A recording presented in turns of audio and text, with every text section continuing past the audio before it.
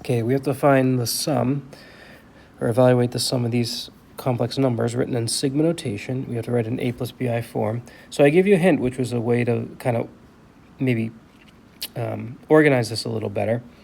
By properties of sigma notation, we can figure out what this is, multiply it by 5, and then figure out what this is and multiply it by by 2, and then add them. All right, so let's call this like A and this B. Let's figure out what A is. Okay, so if we expand A is going to give us, so it's I to the 1 plus I squared plus I to the third all the way up to I to the 22. So to evaluate this, I'm going to use Euclid's method. Okay, I know there's a formula, but let's just say you forgot it. We can call that S, and then if you times,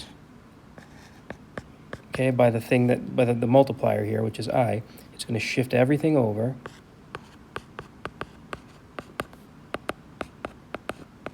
Okay, and it's going to, bump up all the exponents by 1. Okay, now if you subtract this time, I got 1s minus is. So 1s minus is, and that's equal to, now everything here cancels, and I get I minus 0, and then minus I to the 20, 0 minus I or to the 23. I can factor out an s here, 1 minus I. Okay, and then I can divide both sides by 1 minus I. Oops, sorry, this is 1 minus I. Okay, so for now, let me leave it like that, and then we'll come back to this. So right now I got I minus I to the 23 divided by 1 minus I. All right, so that's A. We'll come back to that in a minute. Let's do B. Okay, so we'll do something similar over here with B. All right, now B is, so I'm going to do the same thing. When I plug in 1, I get I to the 3, and then I get I to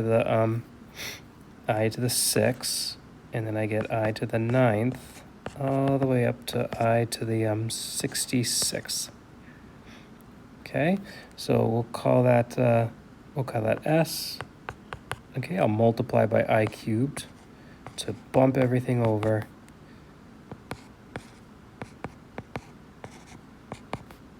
Okay, I get an I to the 66.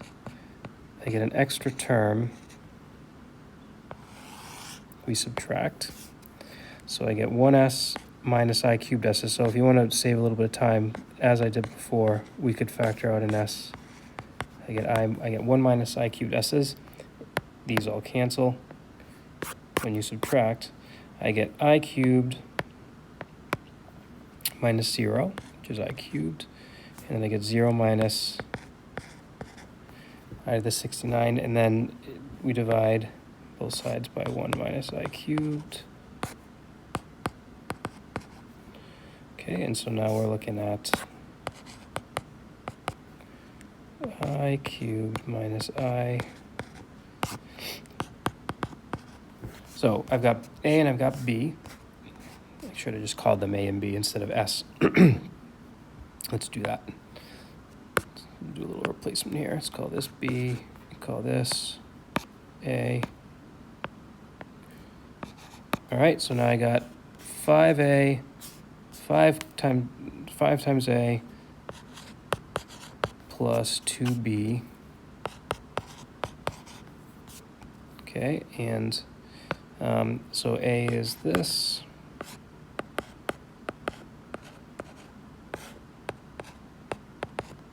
And B is this.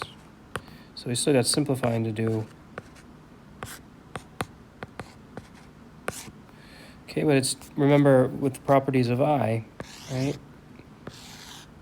I rotate you.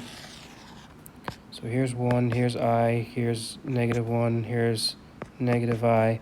But remember, like this is I to the 0, this is I to the 1, this is I squared, I cubed, and this is I to the 4th, I to the 5th, etc.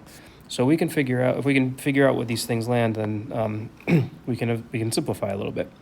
So for example, I to the 23 is three more, is, I to the 20, which brings us back to 1, and then 3 rotations gives you negative I. So I get I minus negative I. Okay, this is negative I. And then I got in the bottom, 1 minus I. I cubed is also negative I. Okay, and then I get an I here. Okay, it's one more than a multiple of, it's one more than a multiple of 4, and I cubed again is negative I. So it's starting to kind of fall into place a little bit. I'm just replacing, replacing some expressions just to highlight for you. All right, and so I've got 5 times 2I divided by 1 minus I, and then I got, I have a 1 plus I here. I've got a negative 2I, so 2 times negative 2I. Okay, and so now I've got 10I over 1 minus I plus, or minus 4I over 1 plus I. So at this point, if we want to write it in the form they ask, which is a plus bi form, what we need to do is we got to multiply by the conjugates here. So, or get a, or you can think about getting a common denominator, I suppose. Okay, so when I do this, this should end up giving me the answer I'm looking for. Okay, so I'm just going to invade this space here. So now I've got 10I times 1 plus I minus 4I times 1. Whoops, I need a, these need to be minuses. Apologies. Okay, 1 minus I. And then I've got 1 plus I times 1 minus I. I'll let you check that. That's 2. All right, and so then I get, let's just see what happens here. So I get 10I, and then 10I times I is 10I squared is negative 10. And then if I distribute this stuff, I get minus 4I. And then negative, so negative 4 times negative 1 is positive. 4I squared, though, gives you gives you negative 4.